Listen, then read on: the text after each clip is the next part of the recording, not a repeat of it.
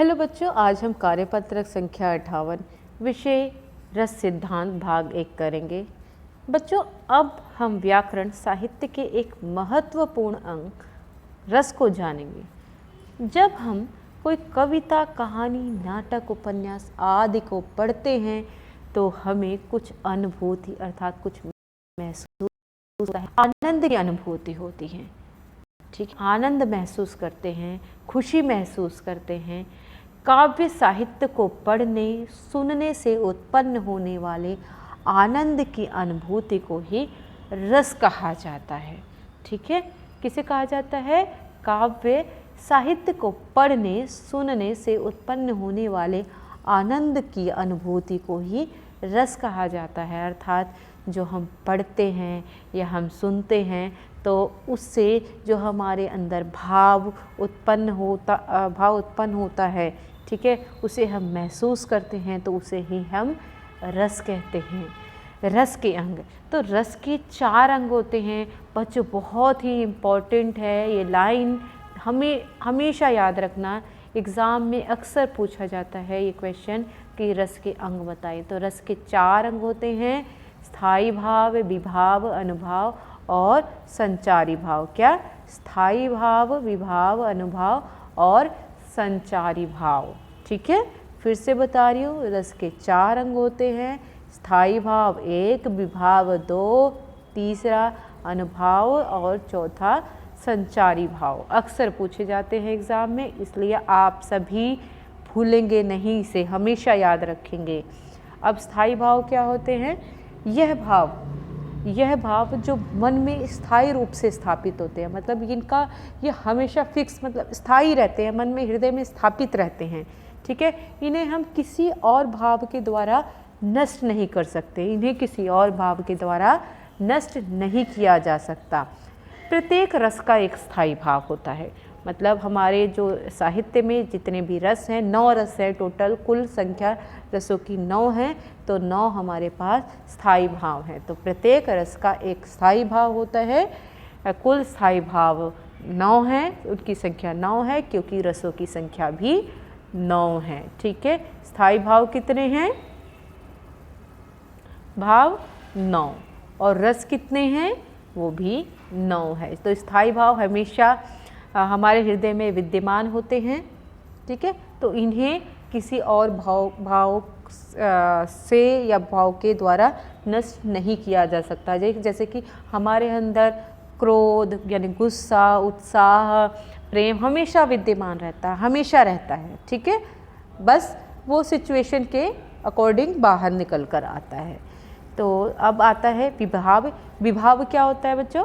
विभाव स्थायी भाव के उद्बोधक यानी कि उत्पन्न करते हैं, जिसके कारण स्थायी भाव जिसके कारण उत्पन्न हो, कारण को विभाव कहते हैं। ठीक है, स्थायी भाव को उत्पन्न करने के कारण को, जब स्थायी भाव जो हमारे अंदर फिक्स है, जो हमारे अंदर विद्यमान है, पहले से स्थापित है, उनको जो बाहर निकालते हैं उस कारण को विभाव कहते हैं। ठीक है, किसी भी कारण से वो बाहर निकलेगा, चाहे हमें प्रेम की भावना जो हमारे अंदर पहले से है, तो हमें किसी चीज़ के कोई भी कारण, चाहे हम कुछ पढ़ रहे हैं कविता, तो उस कविता को पढ़कर हमें बहुत खुशी मिलती है, तो वो विभाव हो गया, वो कारण हो गया, उसे हम विभाव कहेंगे। क्योंकि वो प्रेम या वो प्रेम की भावना, वो स्थायी भाव, वो उस कारण से निकल कर आ रहा है क्योंकि हम वो लाइनें पढ़ रहे हैं। ठीक है, आलंबन।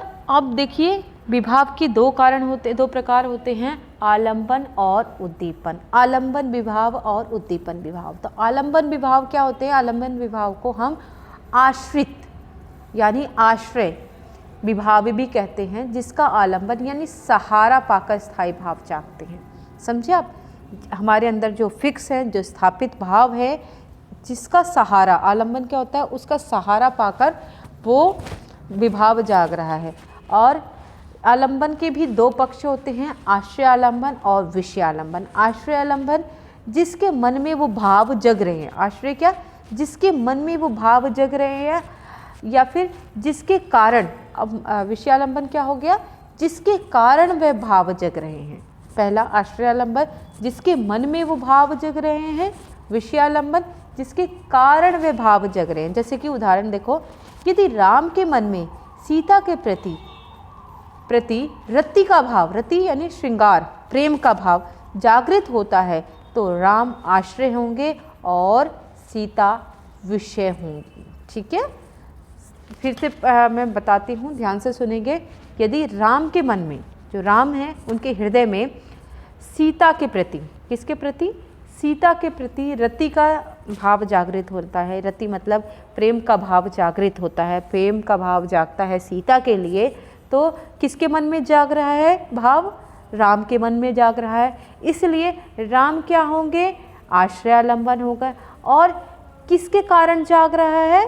वो नहीं, सॉरी, जिसके विषय में, मतलब ये देखो यहाँ लिखा भी हुआ है विषयालंबन, जिसके मन में भाव जग रहे हैं। किसके मन में भाव जग रहे हैं? राम के मन में भाव जग रहे हैं, इसलिए विषयालंबन कौन है? राम है। और किसके प्रति, यानी किसके लिए भाव जग रहे हैं? सीता के लिए भाव जग रहे हैं, सीता के प्रति भाव जग रहे हैं, यानी कि सीता जो हो गई आश्रयालंबन हो गई। समझ में आया? अब नेक्स्ट है उद्दीपन विभाव। उद्दीपन विभाव क्या होता है बच्चों? उद्दीपन यानी बढ़ाना, उद्दीप्त करना, जिन वस्तुओं या परिस्थितियों के देखकर जो स्थायी भाव होते हैं उद्दीप्त होने लगते हैं, वो उद्दीपन विभाव कहलाता है। जैसे चांदनी, कोकिल, कूंजन, एकांत स्थल, रमणीय मतलब सुंदर स्थान, सुंदर बाग बगीचे, उद्यान मतलब बाग, नायक नायिका की शारीरिक चेष्टाएं आदि उपरोक्त जान। ठीक है, तो ये सारी चीज़ें हैं जिसके कारण जो हमारे अंदर, जो मान लो प्रेम की भावना है, तो प्रेम की भावना पहले से है, वो नॉर्मली हम किसी चीज़ को पढ़कर जगा सकते हैं। मतलब वो अगर हम कोई कविता, ऐसे प्रेम वाली कोई कविता पढ़ रहे हैं तो वो हमारे अंदर ऑटोमेटिक प्रेम की भावना जागृत हो जाएगी। ठीक है, लेकिन अगर उसी हिसाब से हमारा एनवायरनमेंट ऐसा हो जाए, कुछ परिस्थितियाँ ऐसी हो जाए कि वो परिस्थितियाँ इस तरीके की हो जाए कि जो हमारा जो स्थायी भाव है वो और ज़्यादा उद्दीप्त होने लगे, बढ़ने लगे, तो वो वहाँ पर उद्दीपन विभाव होता है। उद्दीपन विभाव को बढ़ाने वाले कारण कौन कौन से हैं? उद्दीपन विभाव के कारण है चांदनी, कोकिल, कूंजन, एकांत स्थल, ये सारे बता दिए मैंने। तो इन सारे जो ये स्थल हैं, ये जगह हैं या शारीरिक चेष्टाएं हैं, इनको देखकर जो हमारे भाव हैं और ज़्यादा उद्दीप्त हो जाते हैं, बढ़ने लगते हैं। अब हम प्रश्न उत्तर देखते हैं।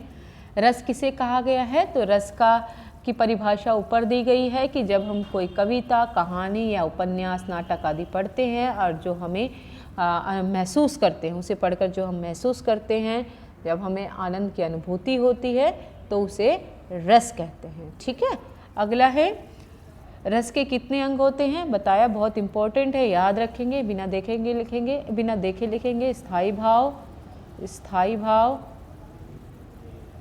विभाव,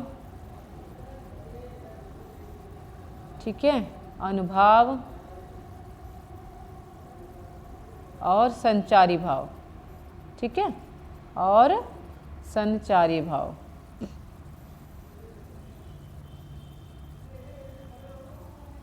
स्थायी भाव की संख्या कितनी मानी है? 9। ठीक है, 9 मानी गई। विभाव किसे कहते हैं? ये कितने प्रकार के होते हैं? तो विभाव क्या होता है? स्थायी भाव को उद्बोधक का कारण विभाव है। तो यहाँ पे आप यहाँ से लिख सकते हैं, स्थायी भाव के उद्बोधक का कारण विभाव है। यह 2 प्रकार के होते हैं, आलंबन और उद्दीपन। ठीक है, ये लिखेंगे। फिर उसके बाद कहा गया है कि आश्रय और विषय से आप क्या समझते हैं?